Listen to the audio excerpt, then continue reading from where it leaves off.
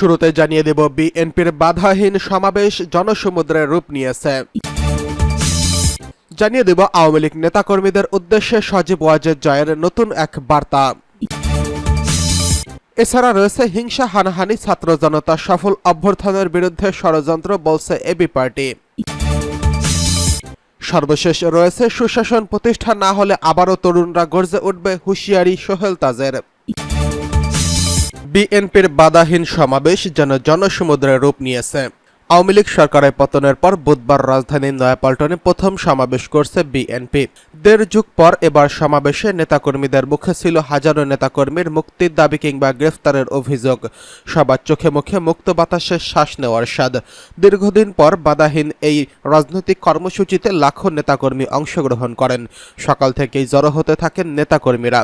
দুপুর গড়াতেই দূর হতে খালি চোখে এক প্রান্ত থেকে আরেক প্রান্ত দেখার উপায় নেই। নয়াপল্টন এর আশপাশের এলাকার নেতাকর্মীদের পদচারণায় জনসমুদ্রে পরিণত হয়। বিএনপি এই সমাবেশে এবার ভিন্ন চিত্র ছিল।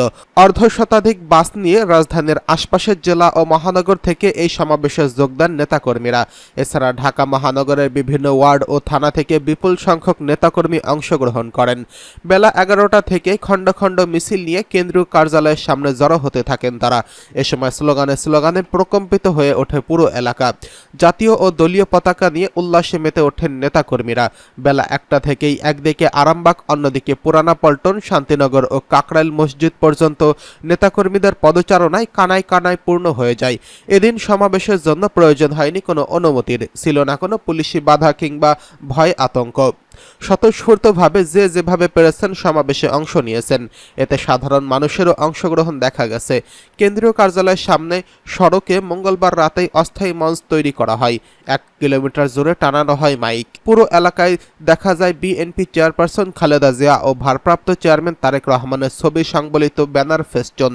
তবে সমাবেশ স্থলে চারপাশে সরকারি বিভিন্ন স্থাপনা, প্রধান বিচারপতির বাসভবন এবং পল্টন থানা সুরক্ষা দিতে দেখা গিয়েছে দলটির নেতাকর্মীদের।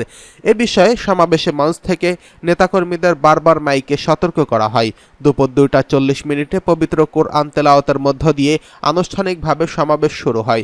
প্রধান অতিথি ভারপ্রাপ্ত চেয়ারম্যান তারেক রহমান ভার্চুয়ালে বক্তব্য দেওয়ার সময় নেতাকর্মীদের তুমুল করতালি ও স্লোগানে মুখর ছিল নয়াপল্টন এলাকা। সর্বশেষ দলীয় প্রধান খালেদা জিয়ার বক্তব্য শুনে সমাবেশে উপস্থিত নেতাকর্মীরা আবেগাপ্লুত হয়ে পড়েন। রাজধানীর এভারকেয়ার হাসপাতালে চিকিৎসাধীন সাবেক এই প্রধানমন্ত্রীর একটি সংক্ষিপ্ত ভিডিও বক্তব্য প্রচার করা হয়। বিকেল 4:45টায় শেষ হয় এই সমাবেশ।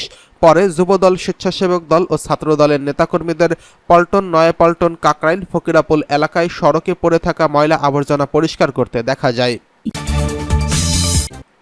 এদিকে আওয়ামী লীগ নেতাকর্মীদের উদ্দেশ্যে বার্তা দিলেন সজীব ওয়াজেদ জয়।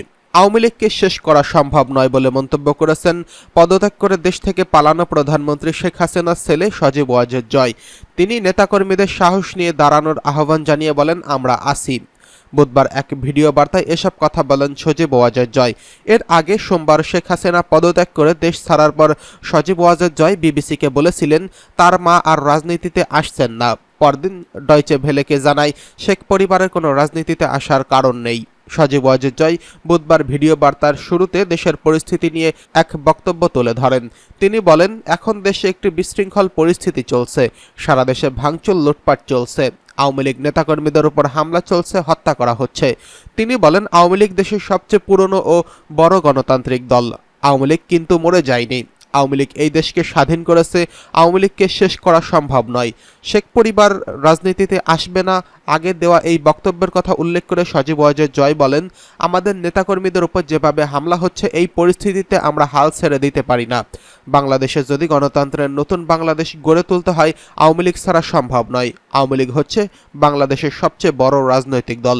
আওয়ামী লীগ কোথাও যাবে না। আওয়ামী লীগকে শেষ করা সম্ভব নয়। আওয়ামী লীগের নেতাকর্মীদের উদ্দেশ্যে সজীব ওয়াজেদ জয় বলেন, আমি সবাইকে আহ্বান জানাচ্ছি, আপনারা সবাই সাহস নিয়ে দাঁড়ান। আমরা আছি। বঙ্গবন্ধু পরিবার কোথাও যায়নি। আমরা আপনাদের সঙ্গে আছি। দেশকে এবং আমাদের নেতাকর্মীদের আওয়ামী লীগকে রক্ষা করার জন্য যা প্রয়োজন আমরা সব করতে প্রস্তুত আছি।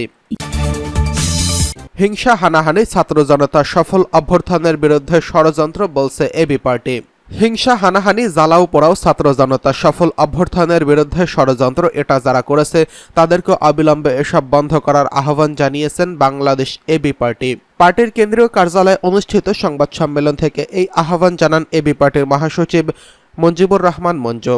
সংবাদ সম্মেলনে উপস্থিত ছিলেন এবি পার্টির যুগ্ম আহ্বায়ক প্রফেসর ডক্টর মেজর অবসর আব্দুল ওহাব মিনার, advocate Tajul Islam, advocate Golam Faruk, BM Nazmul হক, যুগ্ম সদস্য সচিব ব্যারিস্টার জোবায়ের আহমেদ ভুইয়া, আব্দুল্লাহ আল মামুন রানা, প্রচার সম্পাদক আনোয়ার সাদাত চুটুল, সিনিয়র সহকারী সদস্য সচিব এবিএম খালিদ হাসান, আমিনুল ইসলাম, এফএসবি এর মহানগরের উত্তরের আহ্বায়ক আলতাফ হোসেন। মুজিবুর রহমান মঞ্জু বলেন, আমরা দীর্ঘ সময় ধরে একটি ফ্যাসিবাদী দখলদার সরকারের বিরুদ্ধে সংগ্রাম করে আসছি। বৈষম্য বিরোধী ছাত্র আন্দোলনকে কেন্দ্র করে গত 2 থেকে 3 সপ্তাহ ধরে যে পরিমাণ নির্যাতন সরকার চালিয়েছে তা অবর্ণনীয়। এই আন্দোলন সফল করতে ছাত্রছাত্রীরা যে অকুতোভয় ভূমিকা রেখেছে, যেভাবে অকাতরে জীবন বিলিয়ে দিচ্ছে, সাধারণ মানুষ যেভাবে আন্দোলনে শরিক হয়েছে, জীবন দিয়েছে, তা অভাবনীয়। তিনি এই আন্দোলনের বীরশ্রেষ্ঠ আবু সাইদ, মুগ্ধ সহ সকল শহীদকে শ্রদ্ধার সঙ্গে স্মরণ করেন। মুজিবুর রহমান মঞ্জু বলেন, আমরা শেখ হাসিনাকে বলেছিলাম সঠিক পথে চলেন, রাজনৈতিক দলগুলোকে নিঃশেষ করবেন না। তিনি শোনেননি। তিনি বলেছেন শেখ হাসিনা পালায় না। আজ তিনি ঠিকই আওয়ামী লীগের সকল নেতাকর্মীকে ফেলে পালিয়ে গেছেন। কোথায় পালালেন? আমরা বলেছিলাম ভারত তাকে ক্ষমতায় রাখছে। আজ সেটাই প্রমাণ হলো, তিনি শেষ পর্যন্ত ভারতেই পালিয়ে গেলেন। সুশাসন প্রতিষ্ঠা না হলে আবারও তরুণরা গর্জে উঠবে বলছে সোহেল তাজ। কোটা আন্দোলনের মাধ্যমে এই বার্তাটি স্পষ্ট, বাংলাদেশের কোনো শাসক ইচ্ছামতো দেশ চালাতে পারে না। সুশাসন প্রতিষ্ঠা না হলে আবারও তরুণরা গর্জে উঠবে বলে মন্তব্য করেছেন সাবেক স্বরাষ্ট্র প্রতিমন্ত্রী সোহেল তাজ।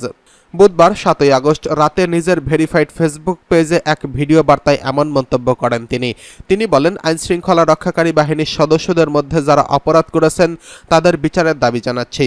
তবে বাহিনীর সব সদস্যদের প্রতিহিংসার মুখোমুখি দাঁড় করানো উচিত নয়। সোহেল তাজ বলেন, কোটা সংস্কার আন্দোলনের সঙ্গে একাত্মতা ঘোষণা করে সোচ্চার ছিলাম। তাদের ওপর গুলি না চালানোর আহ্বান করেছিলাম। কিন্তু বিজয়ের পর দেশ জুড়ে নানা প্রতিহিংসামূলক কর্মকাণ্ড ও সুযোগ সন্ধানীদের কাণ্ড দেখে অন্যান্যদের মতো আমিও ব্যথিত। ধানমন্ডির 32 নম্বরে বঙ্গবন্ধুর বাসভবনে আগুন ও ভাস্কর্য ভেঙে ফেলা হচ্ছে। এতে আমাদের কতটুকু লাভ হলো? তিনি বলেন, গত কয়েকদিনে এদেশের বিভিন্ন জায়গায় মন্দির গির্জায় আক্রমণ হয়েছে, অনেক মানুষ নিহত হয়েছেন, আহত হয়েছেন। এছাড়া আওয়ামী লীগ সহ অনেক রাজনৈতিক প্রতিপক্ষেরও ঘরবাড়ি পুড়িয়ে দেওয়া হয়েছে।